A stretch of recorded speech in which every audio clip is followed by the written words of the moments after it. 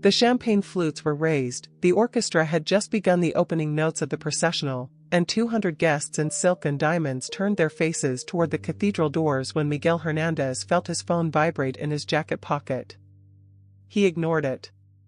This was his moment, the culmination of 30 years of blood, sweat, and terror that had begun in the back of a produce truck crossing the Arizona desert when he was 15 years old. The phone vibrated again. And again. His best man, David, leaned close and whispered, "Mike, you should check that."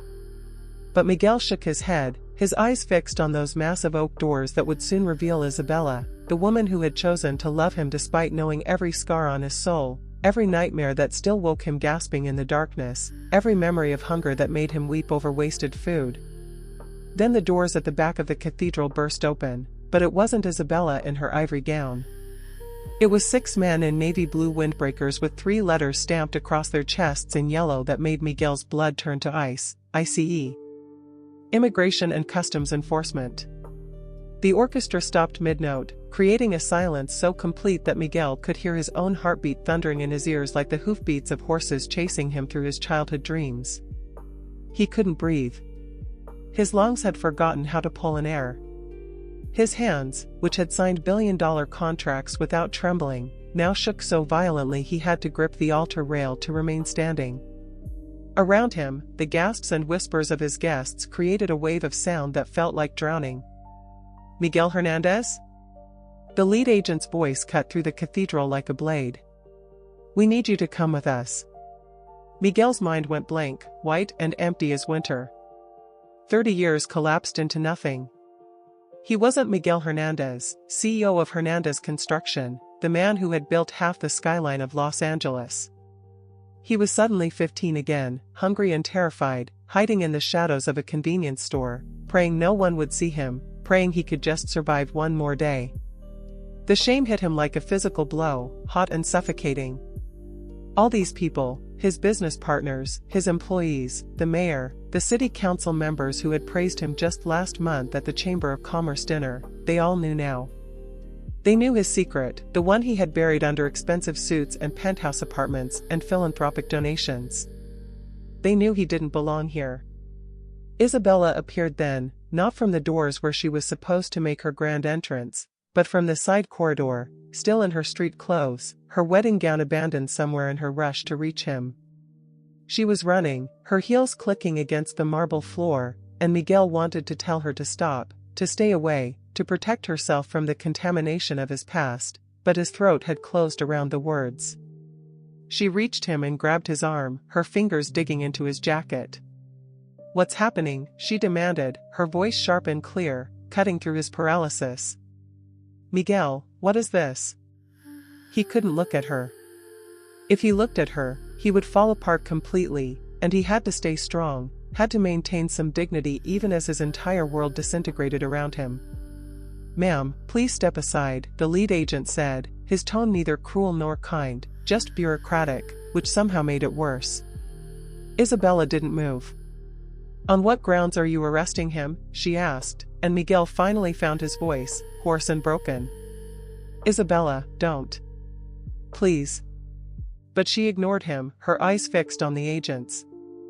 "I'm an attorney. You need to tell me what charges you're bringing."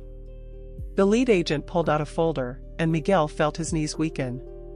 He knew what was in that folder. He had lived in fear of that folder for 3 decades. Miguel Hernandez entered the United States illegally in 1995. He used fraudulent documents to obtain employment and has been living under false pretenses for 30 years. The cathedral erupted. Voices overlapped, shocked exclamations, the scraping of chairs as guests stood, phones being pulled from pockets to record this moment, this spectacular fall from grace that would be on the news within the hour. Miguel closed his eyes, wishing he could disappear, wishing the marble floor would open up and swallow him whole. He had known this day might come. Every successful year, every contract signed, every award received, he had known it was all built on sand, that one day the tide would come in and wash it all away. But he had hoped. God, how he had hoped. He had hoped that maybe, just maybe, he had outrun his past. That may be America, the country that had chewed him up and spit him out and forced him to claw his way up from nothing, might finally let him belong. These charges are 30 years old. Isabella's voice cut through the chaos, sharp and commanding, and Miguel opened his eyes to see her standing between him and the agents like a shield, her small frame somehow seeming to fill the entire space. Why now? Why today? The lead agent's expression didn't change, but Miguel thought he saw something flicker in his eyes, something that might have been discomfort. We received a tip. We're just doing our job, ma'am. A tip. Someone had called them. Someone at this wedding, someone he had invited, someone he had trusted, had decided that his happiness was too much, that he needed to be reminded of his place. The betrayal burned in his chest, mixing with the shame until he couldn't tell them apart. Isabella turned to face him, her hands reaching up to cup his face, forcing him to meet her eyes. Miguel, look at me. Look at me.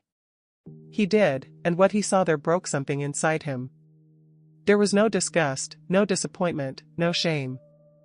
There was only fierce, burning determination and something else, something that looked like rage, but not at him. For him. You are not going anywhere, she said, her voice low and intense. Do you hear me? You are not going anywhere. He wanted to believe her, wanted to sink into the certainty in her voice, but he had learned long ago that wanting something didn't make it real.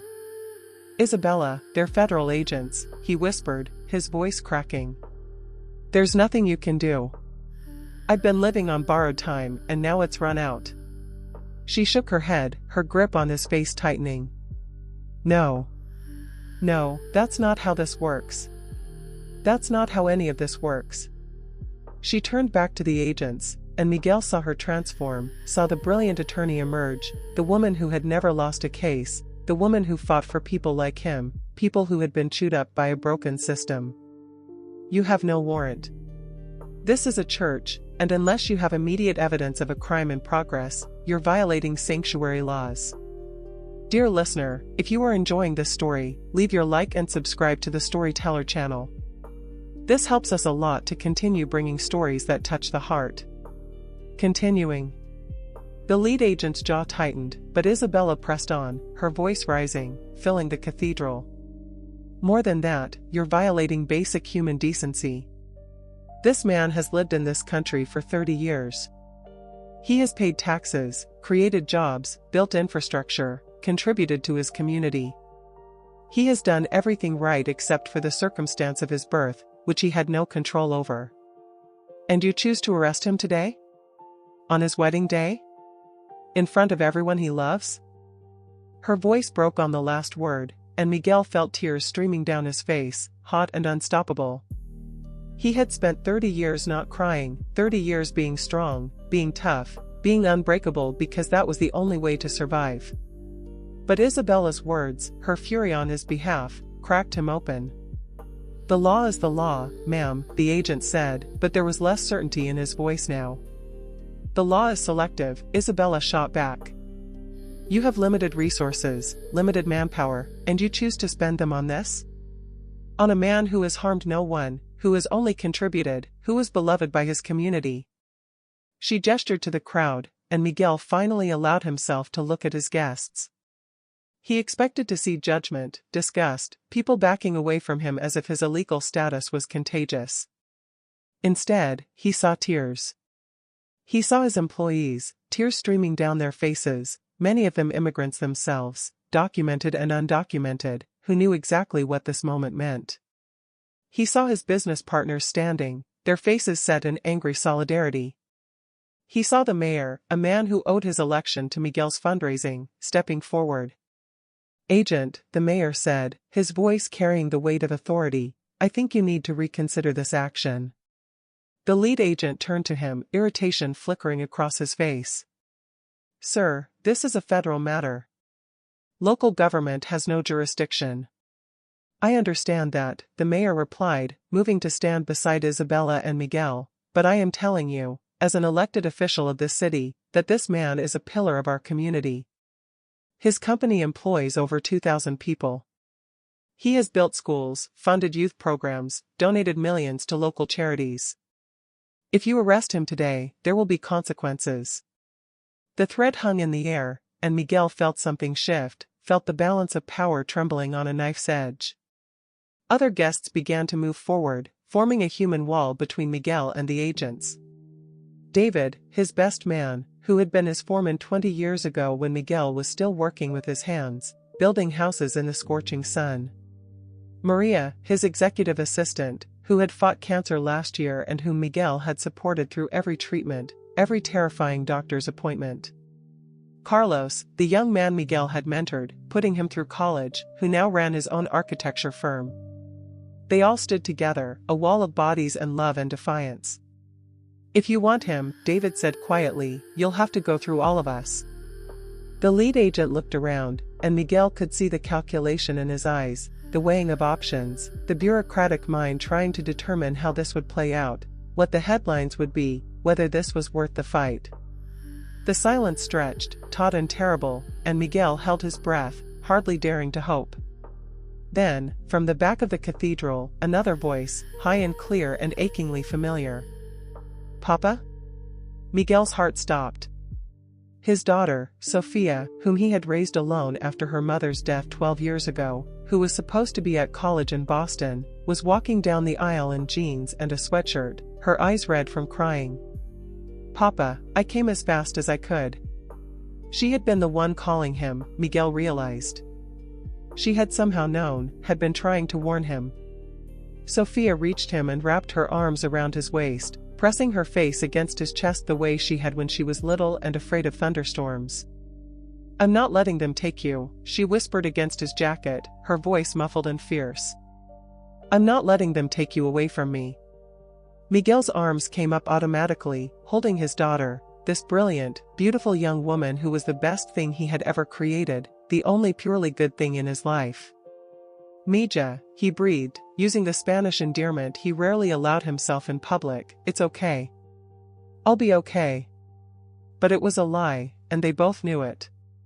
If he was deported, if he was sent back to Mexico, a country he barely remembered, he would lose everything, his business, his home, his daughter, Isabella, the life he had built brick by brick, with his own bleeding hands.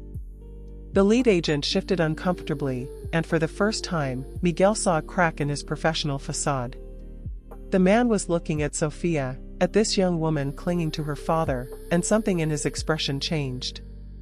Sir, one of the other agents said quietly, we have discretion here. This is complicated. The lead agent nodded slowly, his jaw working. Mr. Hernandez, he said finally, this isn't over. You will need to appear before immigration court. But. He paused, seemed to struggle with the words. But perhaps today is not the day. Perhaps we can schedule a formal meeting instead. The cathedral exhaled collectively, a release of tension so palpable that Miguel's knees almost gave out. Isabella's hand found his, squeezing so hard it hurt, anchoring him to this moment, to this reality where he was still here, still free, still breathing. Thank you, she said to the agent, her voice thick with emotion. Thank you for your humanity. The agents turned to leave, and as they walked back down the aisle, the guests erupted into applause, a thunderous wave of sound that echoed off the vaulted ceiling. Miguel stood there, overwhelmed, unable to process what had just happened, how he had been on the edge of losing everything and had somehow been pulled back. Isabella turned to him, tears streaming down her face, and Miguel realized he was crying too, great heaving sobs that he couldn't control, 30 years of fear and shame and loneliness pouring out of him in front of everyone. I'm sorry, he gasped, I'm so sorry, I should have told you, I should have, shut up, Isabella said, and kissed him, hard and desperate and full of love that tasted like salt and hope. When she pulled back, she was smiling through her tears. You have nothing to apologize for. Nothing. Do you hear me? He nodded, unable to speak, and she wiped his face with her hands. Now, I believe we have a wedding to finish. The next hour passed in a blur of emotion. Isabella disappeared to put on her wedding dress, and Miguel stood at the altar, surrounded by his daughter, his best man, his friends and employees, all of them touching him, supporting him, reminding him that he was not alone, that he had never been alone, he had just been too afraid to see it. When the orchestra began again and Isabella appeared in the doorway, this time in her ivory gown that caught the light streaming through the stained glass windows, Miguel felt something break open in his chest, something that had been locked tight since he was 15 years old and crossing the desert with nothing but fear and a desperate hope for something better. She walked down the aisle, and Miguel saw everything she had done for him in that walk, every choice she had made, every moment she had chosen love over fear, courage over comfort. When she reached him, she took his hands, and the priest began the ceremony, but Miguel barely heard the words. He was thinking about that 15-year-old boy, so terrified and alone, who had climbed into the back of a truck and left everything he knew behind. He was thinking about how that boy had survived, had endured, had built something beautiful out of nothing. He was thinking about how that boy had never believed he deserved love, had never believed he deserved to belong, had carried shame like a stone in his chest for 3 decades. "Miguel," Isabella said, her voice pulling him back to the present, "I promise to stand with you, to fight for you, to remind you every single day that you are worthy of love, worthy of belonging, worthy of every good thing this life has to offer. I promise to see you, not your past, not your fears, not your documentation status, but you, the man you are, the man you have always been." Her words shattered something inside him, and Miguel realized that for the first time in 30 years, he believed them. He believed that maybe, just maybe, he did deserve this, that maybe his past didn't define his worth, that maybe he could belong here not despite where he came from, but because of everything he had overcome. "I promise," he said, his voice steady now, strong, "to never stop fighting, never stop building, never stop hoping. I promise to honor the sacrifice of every person who came before me, every person who crossed the border hoping for better, every person who has been told they don't belong and refused to believe it. I promise to use my second chance, this incredible, undeserved second chance, to make sure others have chances too."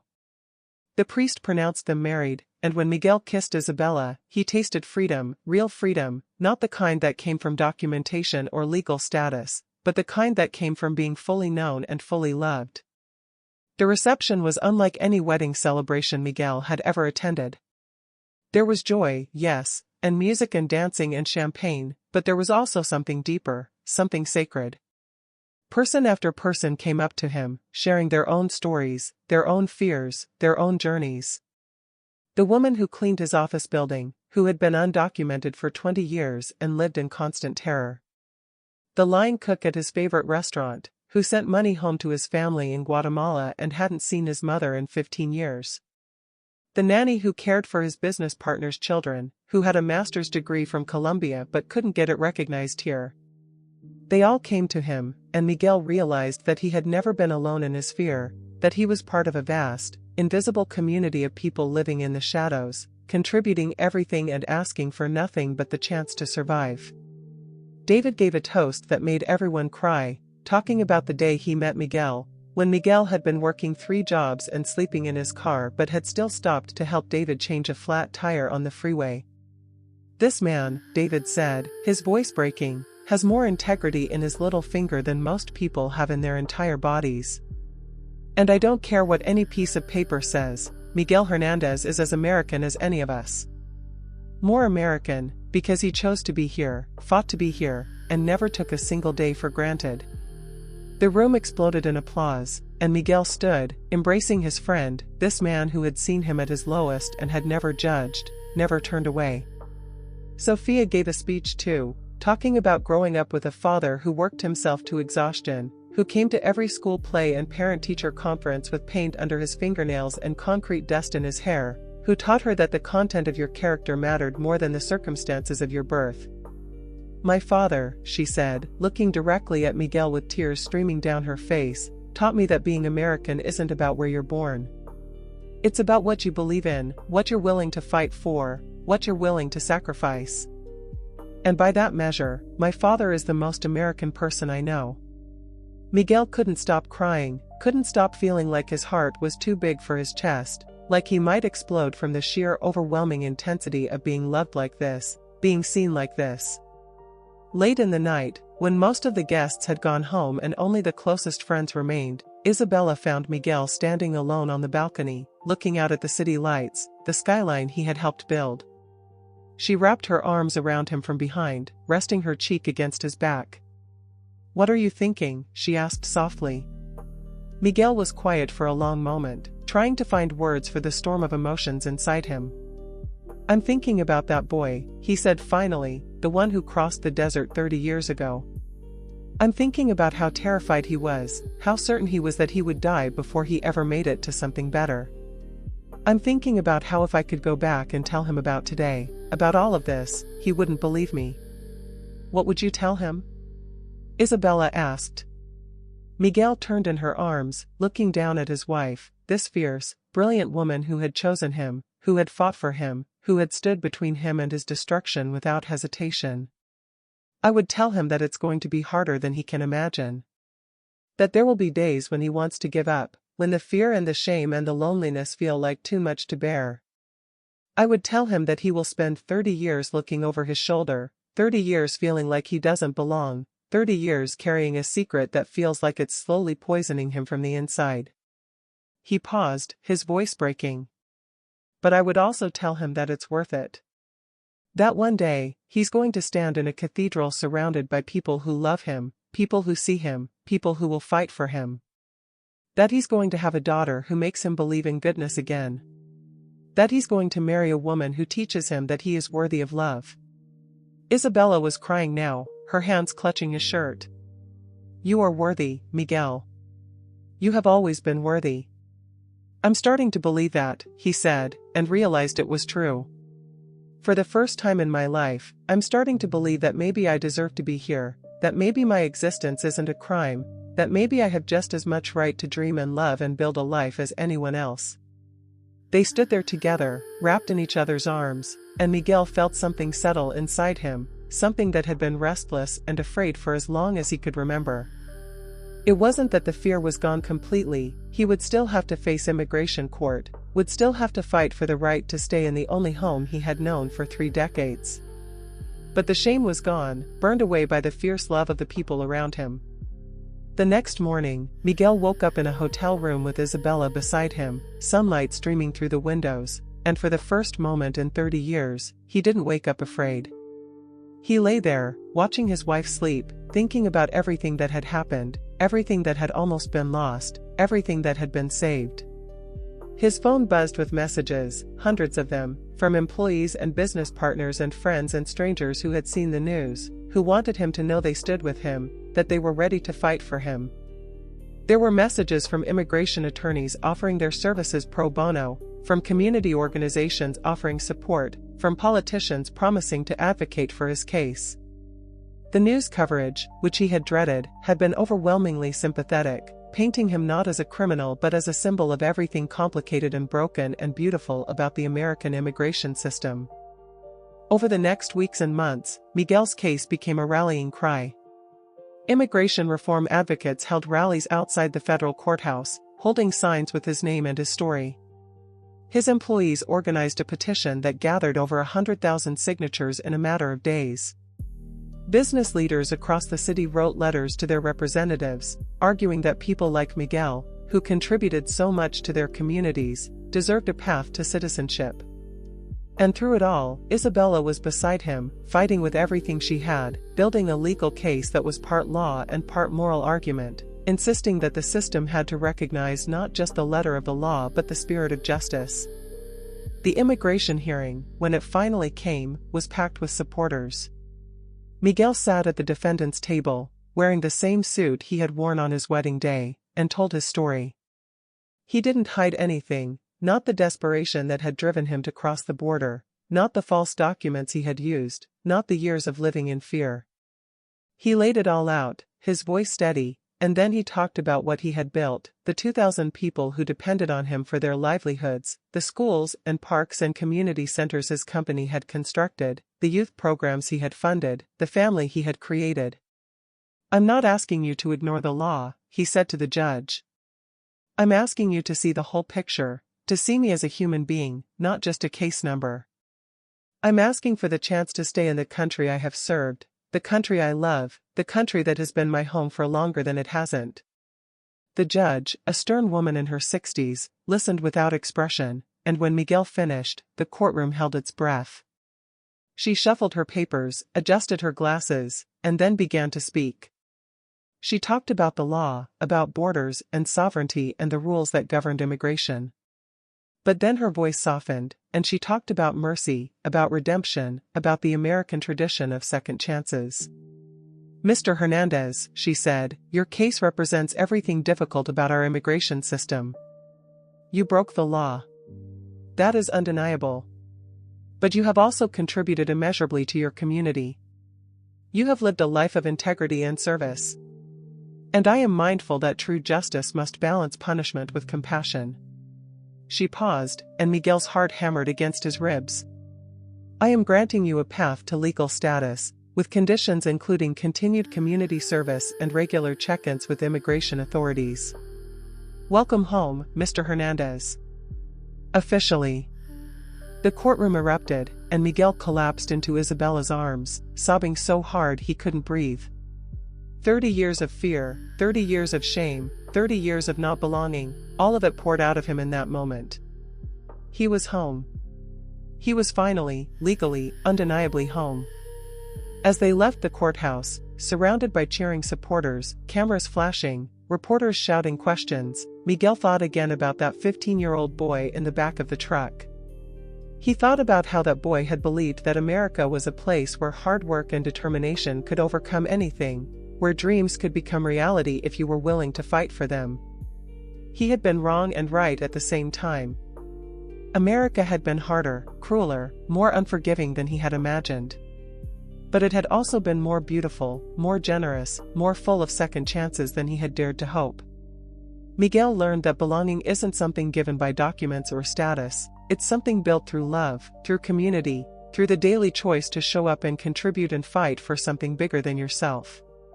He learned that shame loses its power when you bring it into the light, when you let people see your whole story and trust them to love you anyway.